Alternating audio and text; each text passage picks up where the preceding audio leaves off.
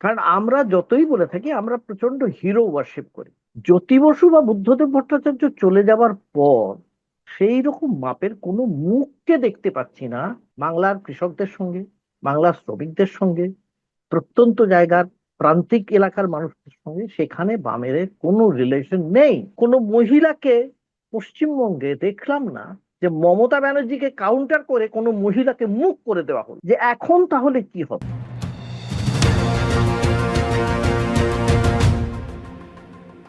নমস্কার, সবাইকে এই খোলা আড্ডা অনুষ্ঠানে স্বাগত। আমি সুব্রত বসু। পশ্চিমবঙ্গের বিধানসভা নির্বাচনের আর কিছুদিন বাকি, এবং আপনারা জানেন যে এই নির্বাচনে যে প্রধান রাজনৈতিক দলগুলো রয়েছে সেগুলোকে আমরা তাদের শক্তি, তাদের দুর্বলতা, তাদের স্ট্র্যাটেজি এই নিয়ে আমরা বেশ কয়েকটি বিশ্লেষণ কয়েক দফায় করব। পশ্চিমবঙ্গের বিখ্যাত যারা সাংবাদিক রয়েছেন তাদের দিয়েই আমরা এই বিশ্লেষণটা আমরা আপনাদের সামনে নিয়ে আসছি। এর মধ্যেই বিজেপির বিশ্লেষণ আপনারা শুনেছেন প্রসূন আচার্যর মুখ থেকে, এবং তৃণমূলের বিশ্লেষণ করেছেন জয়ন্ত চৌধুরী। আপনারা অনেকেই সেটা দেখেছেন।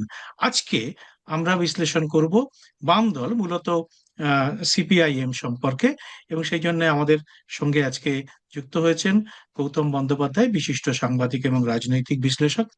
গৌতম দা। সুব্রত, তো প্রথমে ওই সমস্ত দর্শককে, তোমার যত দর্শক আছেন প্রত্যেককে আমার অন্তরের ভালোবাসা শুভেচ্ছা জানালাম।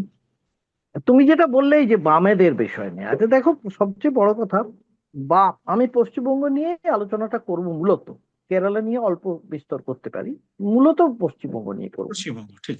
পশ্চিমবঙ্গের যদি আমরা বামেদের কথা বলতে চাই, বাম, বামের আন্দোলন বা বাম রাজনৈতিক চরিত্র, রাজনৈতিক, তাহলে আমাদের চোখে মূলত ভাসে কি? মূলত ভাসে CPIM, communist party of India, Marxist.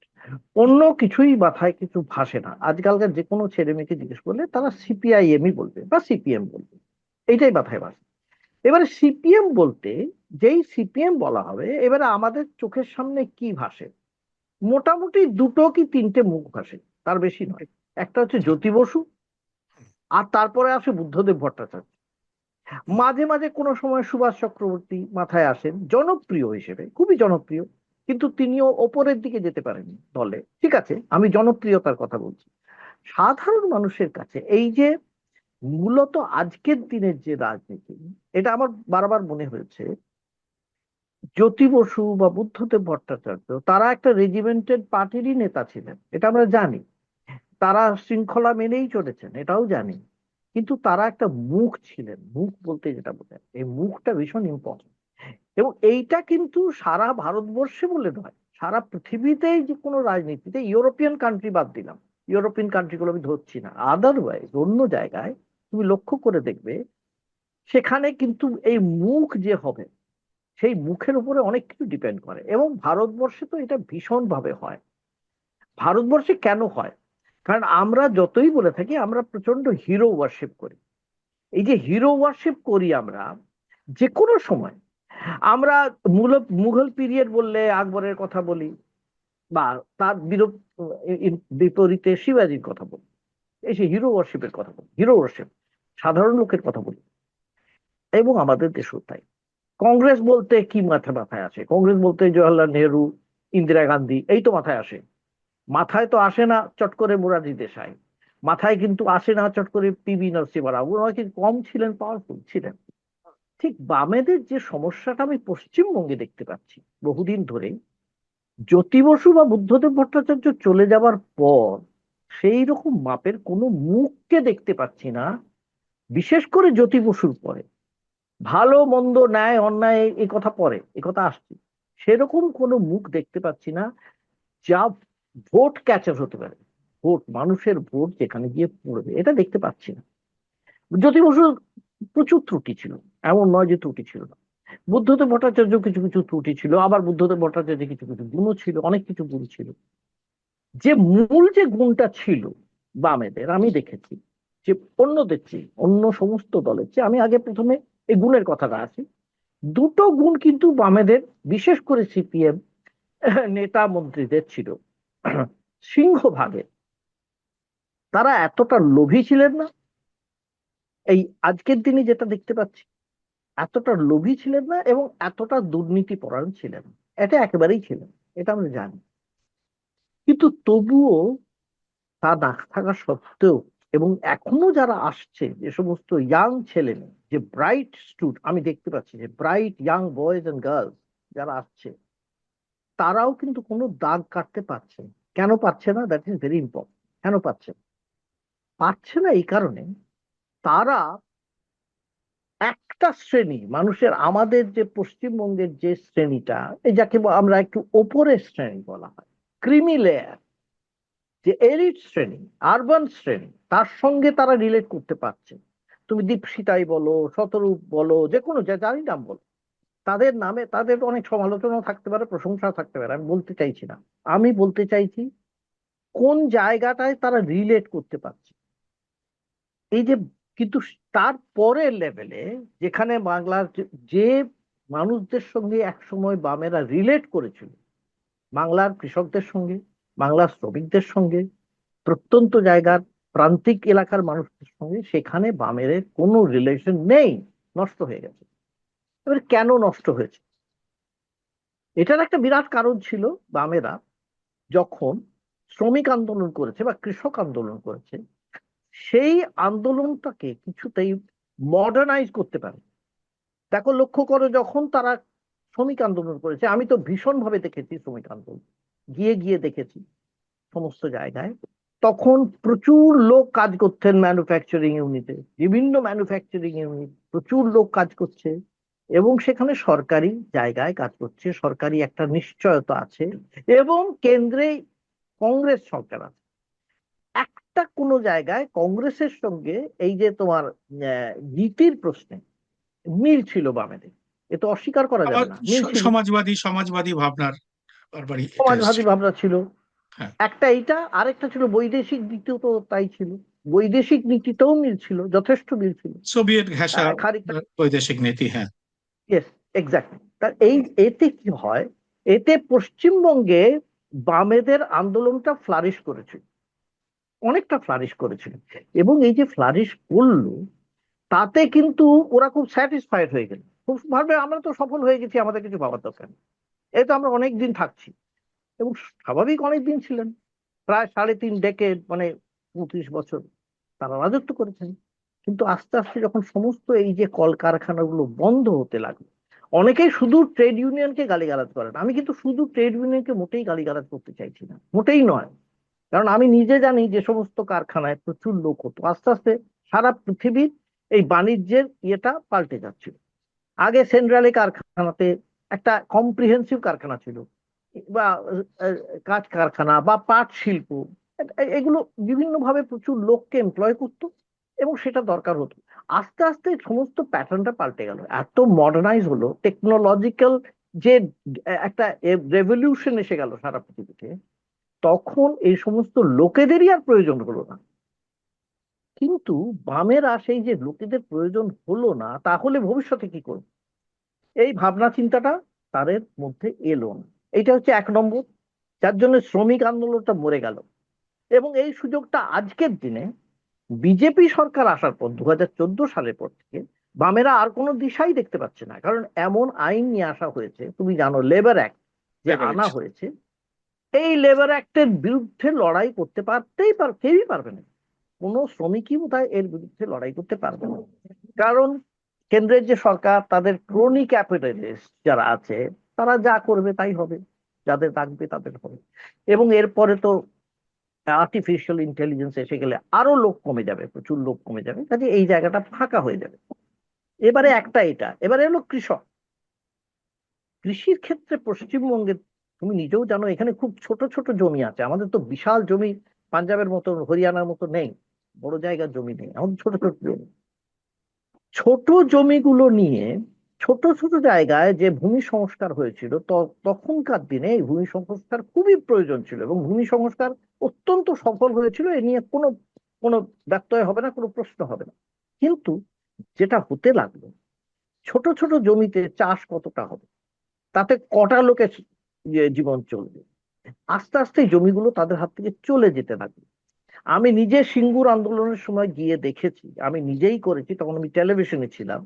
আমি গিয়ে দেখেছি সেখানকার যারা কৃষক বলা হতো তারা কেউই জমির মালিক ছিল না।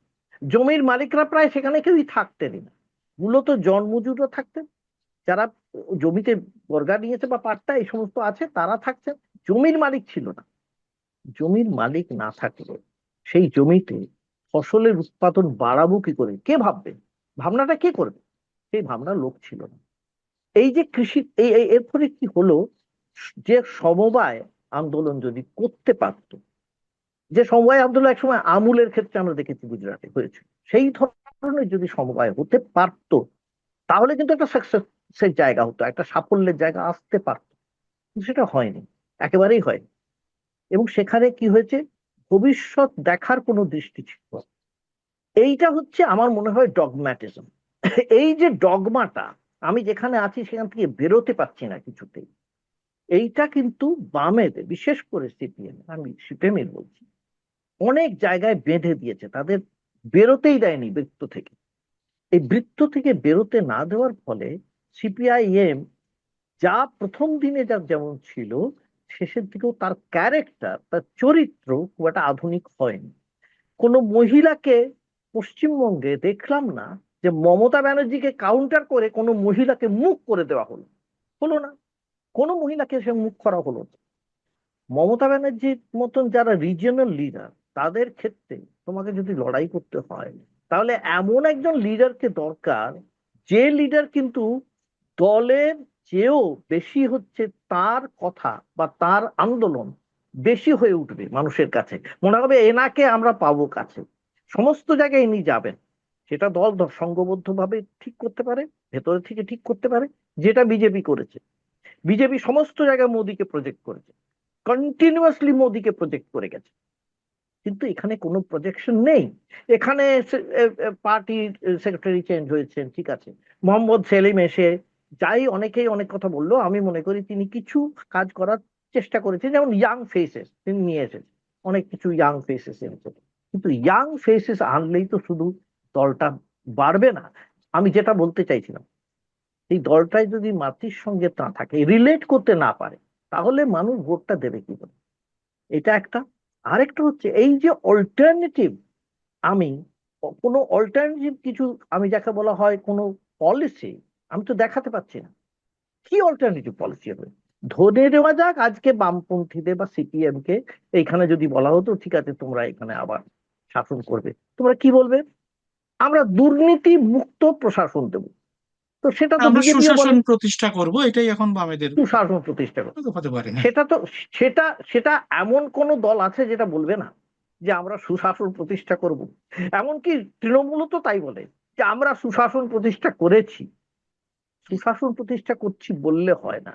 তুমি মানুষের কাছে যেটা, যেটা সবচেয়ে বড় কথা যেটা বলছিলেন আপনি, এটা দেখো শ্রমিকদের, যারা এখন যারা বেকার হবে বা বেকার হচ্ছে, যে চাকরি নেই, অজস্র মানব, মাইগ্রেন্ট ওয়ার্কার যারা চলে গিয়েছে, বা এখানে যারা আছে, তাদের আমি কিভাবে ভবিষ্যৎ দেখাবো, ভবিষ্যৎটা কি দেখাবো? এবারে যদি বলা যায় যে আমি কিভাবে হতে পারে, তিনটি জায়গা তো আছে, একটা এমপ্লয়মেন্ট, একটা এডুকেশন, একটা হচ্ছে হেলথ। এবারে যে দেখো এমপ্লয়মেন্টের ক্ষেত্রে মানুষের কাছে একটা মাথায় ঢুকে গিয়েছে যে সিপিআইএম থাকার সময় সমস্ত ইন্ডাস্ট্রি এই রাজ্য থেকে চলে গেছে, সেইটার বিরুদ্ধে ক্রমাগত সিপিএম একটাই শুধু কুমির ছানার মতো দেখাতে পারে, সিঙ্গুর থেকে টাটাটা চলে গেছে, এর বাইরে কিন্তু কোনোটা বলতে পারে না। আর কোনোটা বলার কথা নেই, হলদিয়াটা বলা উচিত ছিল। হলদিয়াটা যদি বেশি করে প্রজেক্ট করতো আমার মনে হয় সেটা বেটার হতো, যে হ্যাঁ এটা একটা পজিটিভ একটা জিনিস করেছি আমি। কিন্তু সেটা করতে পারেনি, ফেইল ডু ইট।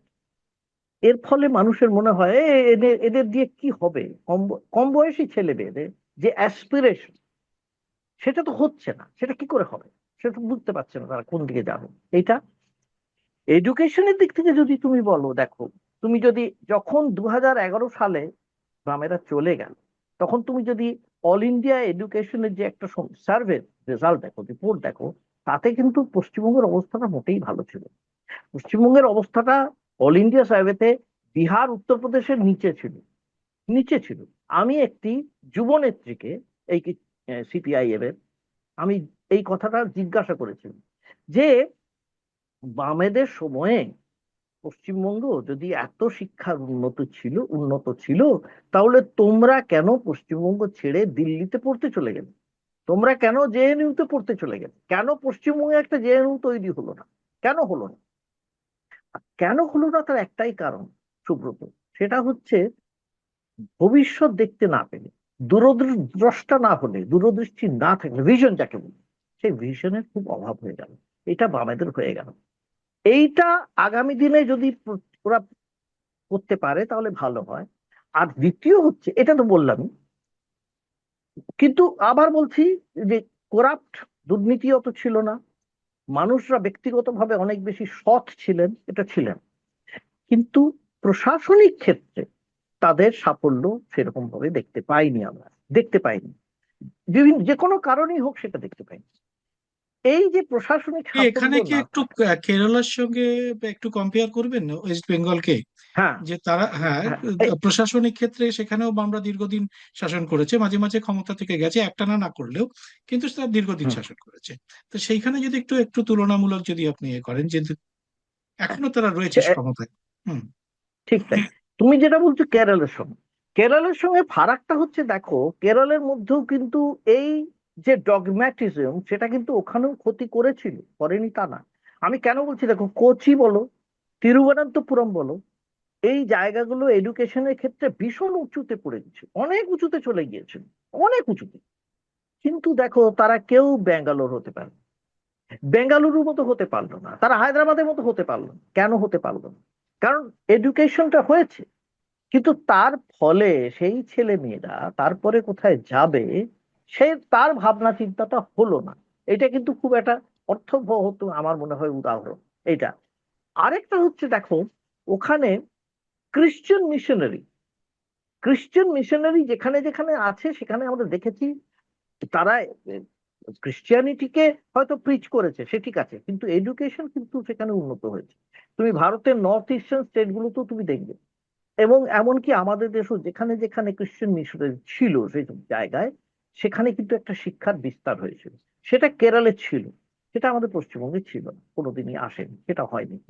কিন্তু আমাদের যেটা সমস্যা হচ্ছে, এই যে আমরা যেটা বলছি, যে এখন তাহলে কি হবে, এ তো ফ্যাক্ট যে তৃণমূলের মধ্যে যে প্রবল প্রশাসনিক ব্যর্থতার পরিচয় আছে ভুরি ভুরি, দুর্নীতির পরিচয় আছে ভুরি ভুরি, প্রচুর অভিযোগ আছে, এ নিয়ে কোনো প্রশ্ন নেই, প্রচুর আছে, আমরা জানি। তবু কেন করে উঠতে পারছে না? তার কারণ হচ্ছে, প্রথম কথা হচ্ছে সেরকম একটা মুখ নেই যে মমতা বন্দ্যোপাধ্যায়ের বিরুদ্ধে এমন কোন নারীর মুখ নেই। আমি আবার বলছি এই কথাটা, আমি মনে করি আজ পর্যন্ত আলিমুদ্দিনে কোনো মহিলা নেত্রীকে দেখতে পেলাম না যিনি দাপটের সঙ্গে দলটা চালাচ্ছেন, এক নম্বর। এটা হচ্ছে ইম্পর্টেন্ট। আরেকটা হচ্ছে এই রিলেশনের ব্যাপারে রিলেট করা। সমস্ত দলগুলো, এখানে কিন্তু বিজেপি পর্যন্ত, আমি বলছি বিজেপি বলো, কংগ্রেস বলো, এমনকি সমাজবাদী পার্টি বলো, সবাই ভারতের যে নেতৃত্ব ছিলেন, যারা ভারতীয় নেতৃত্ব, রাজনৈতিক নেতৃত্ব, তাদের সঙ্গে রিলেট করেছে, তাদের কথা মানেনি হয়তো। আম্বেদকরে গ্রহণ করে নিয়েছে, গান্ধীকে গ্রহণ করে দিয়েছে, নেতাজিকে গ্রহণ করে নিয়েছে। গ্রহণ করা, সাদরে গ্রহণ করা, আমি বলছি না মুখে। এতদিনে আমি দেখেছি গতবারে এই প্রথম গান্ধীর জন্ম জয়ন্তী বা কিছু কিছুতে দেখেছি আমি সিপিআইএম বা আম্বেদকরের ক্ষেত্রে বলছে, বলছে না তো বলবো না, তারা সবই করছে। কিন্তু তাদের যে মূল যে আদর্শটা যেটা ছিল, সেই যে মার্কস লেনিন এঙ্গেলস, তার বাইরে তারা কি বেরোতে পেরেছে? সেইভাবে কি মানুষের কাছে পৌঁছতে পেরেছে? না, এটা অন্যদেরও দল। এই যে সর্বক্ষেত্রে না আসতে পারা। কিন্তু এখন আমি আমি আবার বলছি সুব্রত, পজিটিভ সাইডটা হলো, সদর্থক দিক একটা আছে, নেই বলবো না। আমি যে কোনো ভাবেই হোক আমি দেখতে পাচ্ছি কোনোভাবে এই যে যেটাকে আগে প্রচন্ড প্রবল শৃঙ্খলা বলে ধরা হতো, যে কিছুই করতে পারবে না দল যা বলে দেবে তার বাইরে, এটা এটা একসময় ওই মানে দলং সরানং গাচ্ছামি ছিল, সেটা একটু কমেছে, স্লাইটলি কমেছে। এই যে শরদিন্দু চক্রবর্তী শিলিগুড়িতে দাঁড়িয়েছেন, তিনি দেখছি বিভিন্ন মন্দির টন্দিরে গিয়ে প্রণাম করছেন, ইয়ে করছেন। দেখো, আমি ব্যক্তিগতভাবে আমি নাস্তিক হতে পারি, আমি ভগবান না মানতে পারি, সেটা পরের কথা। রাজনীতিতে নেমে যে লোকটি নেমেছে, তাকে যদি সবটা আটকে দেওয়া হয়, তার বিশ্বাসের জায়গাটা, আমি বিশ্বাসের ক্ষেত্রে বলছি, তাহলে সেই মানুষটা খুলে খেলতে পারে না। তাকে যদি খেলার মাঠটাই না ছাড়া হয়, সে খেলবেটা কি করে? তারও তো কিছু বোধ বুদ্ধি অনুযায়ী তাকে চলতে হবে, তাকেও তো লিডার, মানে নেতা হবার মতন তাকে স্কোপ দিতে হবে, সুযোগ দিতে হবে। এই সুযোগটা কিন্তু দেওয়া হয়নি এর আগে। গৌতম এইটা দা, একটা যতদিন না দেওয়া হবে। হ্যাঁ, আমি একটু আপনাকে ইন্টারাপ্ট করছি। সেটা হচ্ছে হ্যাঁ, যে প্রার্থী তালিকার যদি আমরা এখনো পর্যন্ত দেখি, বা সেই হ্যাঁ, অর্থে আপনি বললেন যে ঠিকই যে কৃষক শ্রমিক তাদের হুম, যেরকম ভাবে তারা আগে আমরা তাদের হুম, সংগঠিত করতে পেরেছিল, এখন হয়তো সেভাবে পারছে না, এবং সেখান থেকে নতুন মুখও উঠে আসছে না। কিন্তু এখনো হুম। প্রার্থী তালিকার যদি নিরিখে আমরা দেখি, তাহলে বাম প্রার্থীদের মধ্যে অন্য দলের তুলনায় সব থেকে ভালো প্রার্থী কিন্তু বামদের কাছে আছে। তারা শুধু একদম। আমি এর কম মধ্যে কোনো ভুল বয়সী, নেই। বয়সের নিরিখে শুধু নয়, শিক্ষার নিরিখে শুধু নয়, সততার নিরিখে শুধু নয়, তা সত্ত্বেও তারা কেন দাগ কাটতে পারছে না? মানুষ কি তাদের কি বিশ্বাস করছে না, বা তাদের মনে করছে যে আমরা এদের ভোট দিয়ে কোনো লাভ নেই, এরা তো ক্ষমতায় আসবে না? এই জায়গাটা কি আপনি কিভাবে দেখছেন? হ্যাঁ, এইটা হচ্ছে, এটা আমি এর আগের দিনও বলেছি। এর মধ্যে এখানে একটা নীতিগত প্রশ্ন আছে, ভেরি ইম্পর্টেন্ট। তুমি যেটা বললে, ভেরি ইম্পর্টেন্ট কোয়েশ্চেন। এটা আমি বরাবরই দেখেছি। পশ্চিমবঙ্গে একটা পোলারাইজেশন বরাবরই আছে, নেই তা নয়, আছে। কিরকম পোলারাইজেশন আছে?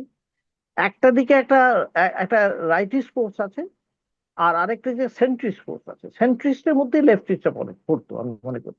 কেন সেন্ট্রিস্ট মনে করি? যদিও তারা মনে করে না, যদিও তারা লেফটি মনে করে, কিন্তু তা তো নয়। তারা তো বিপ্লবে, এই সশস্ত্র সংগ্রামে, সশস্ত্র বিপ্লবে বিশ্বাস করে না। তারা গণতান্ত্রিক রীতিতে বিশ্বাস করে, ধর্ম নিরপেক্ষতায় বিশ্বাস করে। ঠিক কংগ্রেসও যা যা করে তাই করে। একটা সময় কংগ্রেস ছিল এখানে, তারপরে সিপিআইএম ছিল, তারপরে কংগ্রেস ভেঙেই তৃণমূল এসেছে। আমি মূলত কংগ্রেসের মূল যত যত নেতা প্রায় সবই তৃণমূলে এসেছে। কাজে কংগ্রেসের সঙ্গে কংগ্রেস এখন আলাদাভাবে যে নিজেকে, মানে যাকে বলা হয় প্রতিষ্ঠার চেষ্টা করছে আলাদা। অনেকেই মনে করে কংগ্রেস কেন হবে না। কংগ্রেস হওয়া খুব মুশকিল। কারণ এমনকি কংগ্রেসের মধ্যেও যারা আছে, তারা তো সিপিআইএম কে বা বিজেপি কে ভরসা করে না। তারা মমতাকে বেশি ভরসা করবে অন্যদের চেয়ে। এটা হয়। কিন্তু আমি দেখেছি যে এই বামেরাও যখন ছিল, এটাও এই যে নীতিগত প্রশ্নে যারা মূলত কংগ্রেসী, এই যে এই একাধিক প্রশ্নে, এই যে নীতিগুলোর কথা আগেও আমি বলছিলাম, সেগুলো মিলতো। এবারে কি হয়েছে, এই যে ফোর্সটা, তোমাকে যদি লড়াই করতে হয়, তাহলে তুমি কার বিরুদ্ধে করবে? হয় তুমি এক্সট্রিম রাইটিস্ট ফোর্সের এগেনস্ট করবে, আর না হলে তুমি যে সরকার আছে, শাসক দল, তার বিরুদ্ধে করবে। এবার তুমি যদি শাসক দলের বিরুদ্ধে, মানে তৃণমূলের বিরুদ্ধে তুমি লড়াই করো, করতেই পারো, কোনো, সে তো তোমার দলের যা যা বলা হয়েছে সেই অনুযায়ী তুমি করবে, দলের যে এজেন্ডা তাই করবে। কিন্তু সমস্যা হচ্ছে, সেখানে প্রবল ভাবে এই যে ধর্মীয় তাসটা খেলেছে বিজেপি সারা ভারতবর্ষে, তার দরুন এই বাংলাতেও একটা পোলারাইজড হয়েছে রিজিয়নালি। এই রিলিজিয়ন, যে ধর্মীয় ভিত্তিতে যে ভাগটা হয়ে গেছে, সেই ভাগটায় মনে হচ্ছে তৃণমূল বনাম হিন্দুত্ববাদী, এই শক্তিটা এইটা হয়ে গেছে। সেখানে সিপিএম কে করতে গেলে কার বিরুদ্ধে করবে? তৃণমূলের বিরুদ্ধে যদি করে, তাহলে কি হয়, যারা মূলত বিজেপির বিরুদ্ধে, এবং সিপিএম এর মধ্যে, সিপিআইএম এর মধ্যে যারা বিজেপির বিরুদ্ধে স্ট্রংলি, তারা কোথায় যাবে? তারা কি মমতার বিরুদ্ধে ভোট দেবে, নাকি বিজেপির বিরুদ্ধে ভোট? কোন দিকে যাবে? এটা খুব এটা এটা ওদের মধ্যেও একটা ভেতরে নিশ্চয় আলোচনা হয়তো হয়েছে, আমরা জানি না সেটা। কিন্তু অনেক বেশি হওয়া উচিত, একটা তাদের স্থির করতে হবে। এইটা যেটা প্রথমে এসে যেটা দীপঙ্কর ভট্টাচার্য বলেছেন, সিপিআইএম এর লিবারেশন, যে কথাটা বলেছিলেন এর আগে, ঠিক এই কথাটা বলেছেন, এবং এই কথাটা কিন্তু যুক্তি ছিল। এখন এবারে ওরা 10টা কেন্দ্রে প্রার্থী দিয়েছেন, ঠিক কিন্তু আছে, এখনো বলেওছেন। দীপঙ্কর ভট্টাচার্য এই কথাটাই বলেন যে বিজেপি একদিকে আর বাকি সমস্ত দল অন্যদিকে। বিজেপিকে একটা দিকে এক্স্যাক্টলি। রাখছি, আর বাকি সমস্ত দল, তারা ভালো খারাপ হতে পারে কম বেশি, কিন্তু তার আরেক দিকে। হুম। এটা কিন্তু দীপঙ্কর ভট্টাচার্যের বিভিন্ন স্টেটমেন্ট থেকে আমরা বারবারই দেখেছি। হ্যাঁ, এবারে দেখো, এইটাই সুব্রত, এক্স্যাক্টলি এই কথাটাই বলতে চাইছি। আমরা যদি ব্যক্তিগতভাবে আলাদাভাবে ইন্ডিভিজুয়ালি প্রত্যেক এই যাদের কথা বলছো তাদের সঙ্গে আলোচনা করো, আমি অনেকের সঙ্গে কিছু কিছু জনের সঙ্গে আলোচনা করে জিজ্ঞেস করেছি, তারাও বলেছে বিজেপি হচ্ছে আমাদের প্রথম শত্রু, যাকে শত্রু বলেছে এনিমি। এবং বিজেপি তো বামেদের সবচেয়ে বড় শত্রু মনে করে সবাই জানি আমি। বিজেপির বিরুদ্ধে সবই, কারণ মাওবাদী সম্পর্কে যে বলেছে অমিত শাহ, যেটা বলেছে যে গুলি করে মেরে দিতে হবে, শেষ করতে হবে, কারণ এটা কোনো ইয়ের, ওরা কিছু উন্নতি চায় না, ওরা হচ্ছে মতাদর্শের লড়াই। কি সাংঘাতিক কথা বলছে, মতাদর্শের লড়াই। তোমাদের কিসের লড়াই? বিজয় অমিত শাহের কিসের লড়াই? তারা কি বলতে চাইছে, যাক এটা বলেছে। কিন্তু যেটা হচ্ছে যে এই যে ইয়াং অ্যাসপিরেন্টস, যারা পলিটিশিয়ান, ইয়াং ছেলে মেয়ে, বাডিং পলিটিশিয়ান, তারা কি বলছে, নিজেরা কি বলছে, কি ভাবছে, তারা কি এইটা মনে করছে যে কার বিরুদ্ধে যাবে, তারা কার বিরুদ্ধে বলবে? ঠিক এইটা যতক্ষণ না এখানে বিজেপি যতক্ষণ না উইকেন্ড হবে, দুর্বল হবে, আবার বলছি, ততক্ষণ সিপিআইএম এর যত ভালো প্রার্থী দেওয়া হোক, সিপিআইএম কিচ্ছু করতে পারবে না, কিচ্ছু করতে পারবে না। কারণ বিজেপি যে ফোর্সটা আছে, সেই ফোর্সটা কিন্তু পুরোপুরি ধর্মীয় ভিত্তিতে ভাগ হয়ে গেছে, ধর্মের বিভাজনের ভিত্তিতে এখানে হয়ে গেছে, তৈরি হয়েছে। এবং একটা একটা বড় ফোর্স, সেটা বড় ফোর্স। এবং সেখানে সত্যি কথা বলতে এই কথাটা সিপিএম বা বামেরা মানছে, মানে না তা নয়, ভেতরে ভেতরে ভাবে, তার জন্য এই যে ধর্মের প্রশ্নে খানিকটা খানিকটা আমি যাকে বলা হয় একটু একটু শিথিল হয়েছে, ভেতরে ভেতরে একটু শিথিল হয়েছে। কিন্তু সেই শিথিল শৈথিল্যে তো চলবে না, তাকে একটা জায়গা ভাবতে হবে আমরা কোন দিকে আছি, এবং সেই কথাটা আগে বলতে হবে। কিন্তু সে কথাটা এরা বলতে পারে না। ইয়াংরা নিজেদের কথাও যে বলতে পারে, এটা আমি বিশ্বাস করি না। বাইরে, বিশেষ করে আজকের দিনে যেখানে গণতন্ত্র খুব থ্রাইভিং, সে অর্থে সবাই মনের কথা বলে দিচ্ছে, সবাই সোশ্যাল মিডিয়ায় লিখে দিচ্ছে, সবাই টেলিভিশনে বলে দিচ্ছে, তো সেখানে এরা তো বলতে পারছে না সেভাবে। দল যদি তাদের এই নির্দিষ্ট করে দেয় যে এর বাইরে তুমি যাবে না, এর বাইরে বলবে না, তাহলে কিন্তু খুব মুশকিল। এই ডগমাটা যতদিন না ছাড়তে পারবে, দেখো, ততক্ষণ কিন্তু সিপিএম এর পক্ষে খুব মুশকিল। এটাই আমি মনে করি, সুব্রত। এবারের নির্বাচনে আপনার মানে এটা কি মনে হচ্ছে যে এখনো পর্যন্ত বামেদের ভোটের পরিমাণ যাই হোক ক্রমশ কমেছে, রক্তক্ষরণ ক্রমশ বেশি হয়েছে, কিন্তু তারা আসন দখল করার মতো জায়গায় তারা পৌঁছতে পারেনি বেশ কয়েকটা নির্বাচনে? এবার কি আপনার মনে হচ্ছে আহ, বামপন্থীদের সেই খরাটা কাটবে, যে তারা কিছু জায়গায় অন্তত তাদের প্রার্থীকে জিতিয়ে আনতে পারবে? বামেদের যেটা হয়েছে, এই এই আমি যদি তুমি বলো রাজনৈতিক মানে দলীয় রাজনীতির ক্ষেত্রে যে যে যেভাবে তাদের চলা উচিত ছিল, প্রথম থেকে কয়েকটা ইস্যু বেছে নিয়ে তারা যদি করতে পারতো, সেটা কিন্তু প্রথম থেকে অতটা করেনি, পরে বলেছে আমরা করেছি।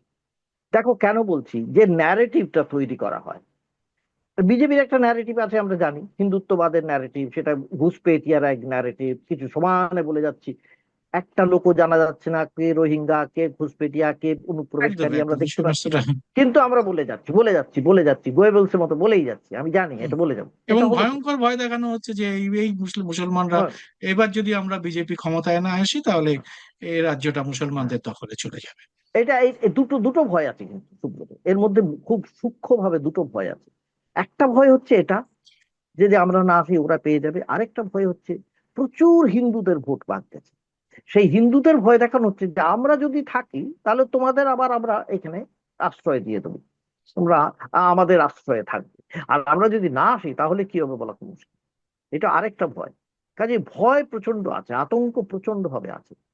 এই এক্স্যাক্টলি এইটা আমি বলতে চাইছিলাম। এই আতঙ্কের বিরুদ্ধে সোচ্চারে প্রতিবাদে আন্দোলন করা উচিত ছিল বামেকে, এটা আমি মনে করি, ব্যক্তিগতভাবে মনে করি।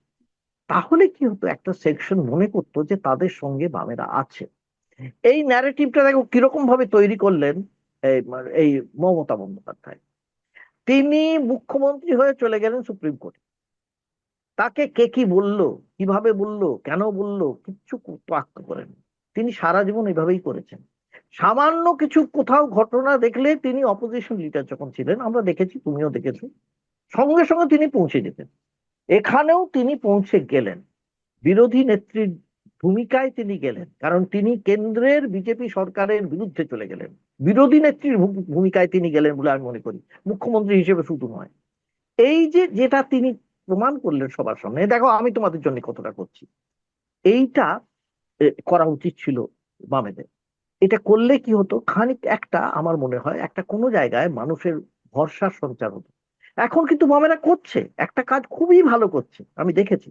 এই যে আরবিট্রেশনে যাচ্ছে বা ট্রাইব্যুনালে যাবে, তাদের ক্ষেত্রে বলেছে আমরা বিনা পয়সায় তোমাদের আইনি সাহায্য দেবো। এটা খুব এইটা একটা খুব ইম্পর্টেন্ট কাজ এইটা।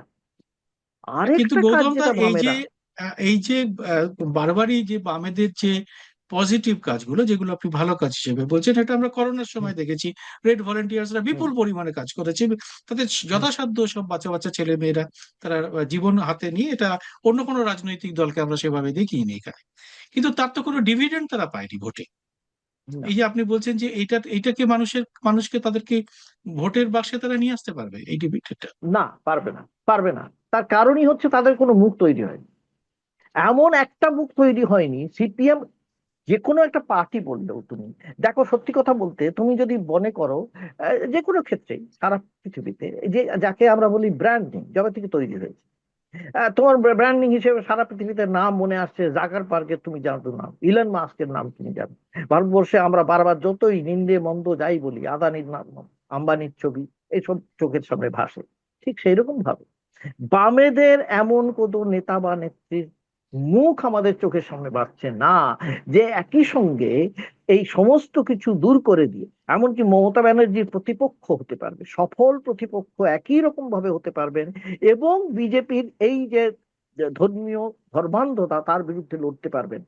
এইরকম একেবারে এক, তুমি বলতে পারো, হ্যাঁ তুমি বলতে পারো তাহলে তো ব্যক্তি পূজা হয়ে যাচ্ছে। এটা হচ্ছে সমস্যা। কেরালে পিনারাই বিজয়নের নামে একটা ডকুমেন্টারি তৈরি হয়েছে। ডকুমেন্টারিটায় টাকা দিয়েছে কারা না, কারা না, রাজ্য সরকারের কর্মচারীরা টাকা দিয়ে একটা ডকুমেন্টারি বানানো হয়েছে কয়েক লক্ষ টাকা দিয়ে। তাতে বলা হচ্ছে কেরলে সবচেয়ে বড় নেতা হচ্ছেন কে, পিনারাই বিজয়ন। তো এইটা কিন্তু কেরলে এটা করেছে, পশ্চিমবঙ্গে এটা হবে কি, হবে না। পশ্চিমবঙ্গে হয়নি, কারণ পশ্চিমবঙ্গ এটা বলতে পারো যে এখন যিনি যেহেতু পিনারাই ওখানে আছেন পাওয়ারে তাই করছেন। কিন্তু পিনারাই কিন্তু আরেকটা জিনিসও করেন আমরা দেখেছি, সেটা হচ্ছে উনি খুব সূক্ষ্মভাবে রাজনীতিটা করে থাকেন। উনি কিন্তু কেন্দ্রের সঙ্গে খুব সমঝোতা সমঝোতা এটা রেখে যদি কাজ আমার করেন। মনে হয় এটা বুদ্ধবাবুকে নিয়ে যদি কেউ করতে চাইতেন, বুদ্ধবাবু সবার আগে বোধহয় আপত্তি করতেন। আমরা যতটুকু হ্যাঁ করতেন, বুদ্ধবাবুকে দেখেছি, হ্যাঁ আমরা করতেন, উনি আমাদের, উনি উনি হ্যাঁ আমরা, হ্যাঁ, জি, হ্যাঁ, হ্যাঁ, ঠিকই তাই, তুমি যেটা বলছো, উনি উনি আপত্তি করতেন, উনি করতেন না, আমি কেন বলতে চাইছি, আপত্তি তো করতেন। কিন্তু সমস্যা হলো তুমি তো, তোমাকে যদি ফুটবল খেলতে হয় তাহলে তো তোমাকে গোল দিতে হবে। তো তোমাকে তার, সেটাই। তো তোমাকে তুমি কিভাবে গোলটা দিচ্ছ দ্যাট ইজ ইম্পর্টেন্ট। তুমি কিভাবে কাকে পাস দিচ্ছ, কিভাবে করে দিচ্ছ, কি সবই তো আছে। এমনকি হ্যান্ডস অফ গডও বলতে পারো, সে মানে হ্যান্ড অফ গডও বলতে পারো, সেটা পরের কথা। আমি বলছি যে এইটা কিন্তু যতক্ষণ না আসবে সুব্রত, এইটা যতক্ষণ না হবে ততক্ষণ খুব মুশকিল, এটা আমার ধারণা।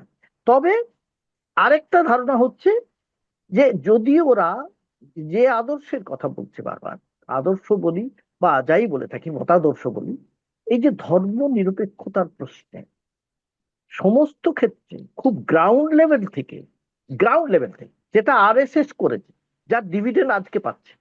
তুমি যে বলছো ডিভিডেন্ড পাচ্ছে না, দেখো আজকে ডিভিডেন্ড আজকে পাওয়া যাবে না। আরএসএস তো গত 40 বছর 50 বছর ধরে করে আসছে, তবে তো আজকে ডিভিডেন্ড পাচ্ছে।